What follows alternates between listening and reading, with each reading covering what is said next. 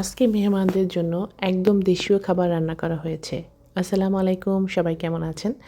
মেহমানদের জন্য আজকে কী রান্না করলাম তা আপনাদের সাথে শেয়ার করছি। দুপুরবেলায় সবাই আজকে বলেছে একদম বাংলা খাবার খাবে। ইলিশ মাছ ভাজি, বেগুন ভাজি, করলা ভাজি আর বাচ্চাদের জন্য চিকেন তো থাকেই। আর সাথে করেছিলাম শুটকি ভর্তা। মেহমান যদি এগুলো খেতে চায় তাহলে তাদের জন্য তো এগুলো স্পেশালভাবে করতেই হয়। আর বাংলাদেশি আমাদের বাংলাদেশি খাবার যেগুলো সেগুলোর টেস্টই তো আলাদা। বাইরের খাবার তো অনেক খেয়েছি। ঘুরে, ঘুরে বাইরে যখনই যাই তখন কিছু না কিছু বাইরে খাওয়া হয়।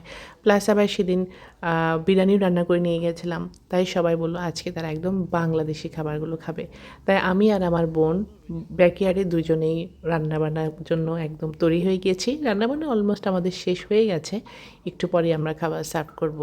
একসাথে ২ বোন রান্না করছি। আর কী যে ভালো লাগছে তা বলতেই পারব না। কারণ সবসময় আমি একা, একা আমার এই ব্যাকইয়ার্ডের কিচেনে রান্না করি। আজকে আমার সাথে আমার বোন আছে। এর অনুভূতিটা একদম অন্যরকম। কারণ প্রতি বছর দেখা যায় আমি অথবা আমার বোন একবার আমরা যাওয়া আসা করি। আমার অবশ্য বেশি যাওয়া হয়। আমি একটু বেশি যাই আমার বাচ্চাদেরকে নিয়ে। তবে সামারে একদম এই টাইমটায় আমার বোনের যেমন একটু কম আসা হয়। তাই আজকে যখন আমি ওর সঙ্গে একসাথে রান্না করছিলাম এই অনুভূতিটা অসম্ভব ভালো ছিল। তো যাই হোক রান্নাবান্না তো আ অলরেডি আমরা শুরু করে দিয়েছি। এর মধ্যে ছোটো মাছ রান্না করেছি সেগুলো অলমোস্ট প্রিপারেশন নেওয়া হয়ে গেছে।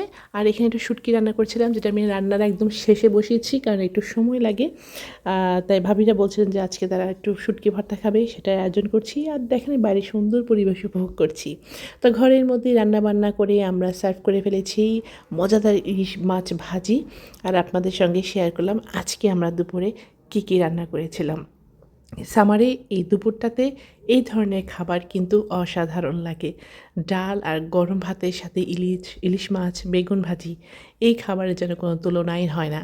আর তা যদি হয় পরিবারের সবাই তাহলে তো একদম ১৬ আনা পরিপূর্ণ। সবাই ভালো থাকবেন। আসসালামু আলাইকুম।